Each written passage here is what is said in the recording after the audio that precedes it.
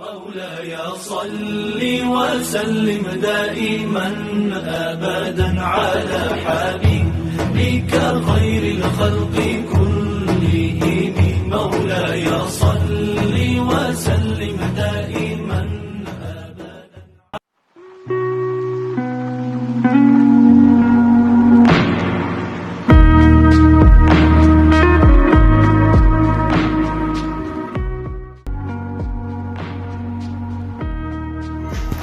Ang Lubcon Falls ay isa sa mga napakaganda at payapang lugar sa bayan ng Lubcon, Cortes, Surigao del Sur.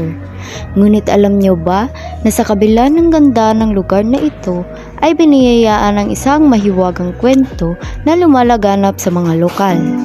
Ayon sa alamat, ang Lubcon Falls ay pinangangalagaan ng mga espiritu ng kalikasan na naninirahan sa paligid ng talon. Ang mga espiritong ito ay itinuturing na mga tagapagtanggol ng kalikasan at sinasabing nagbibigay ng mga babala o parusa sa sino mang hindi magpapakita ng paggalang sa kanilang teritoryo.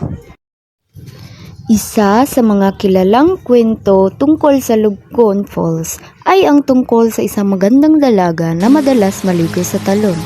Ayon sa alamat, ang dalaga ay nagkaroon ng isang mahigpit na koneksyon sa mga espiritu ng kalikasan. Isang araw, habang siya ay naliligo, isang masamang espiritu ang nagtangkang saktan siya. Ngunit, ang mga espiritu ng talon ay nag-anyong mga higanting agila at pinalayas ang masamang espiritu. Pinoprotektahan ang dalaga. Mula noon, ang talon ay itinuturing na isang lugar na puno ng kababalaghan at proteksyon. May mga kwento rin ng mga tao na gumaling mula sa kanilang mga karamdaman matapos silang maligo sa tubig ng Lubcon Falls. Sinasabing ang tubig ng talon ay mayroong mahiwagang kapangyarihan na maaaring magpagaling ng mga sakit at magbigay ng lakas sa mga humihingi ng tulong sa mga espiritu. Ang mga alamat na ito ay nagiging daan upang mas mapalalim ang pagpapahalaga at paggalang ng mga tao sa kalikasan.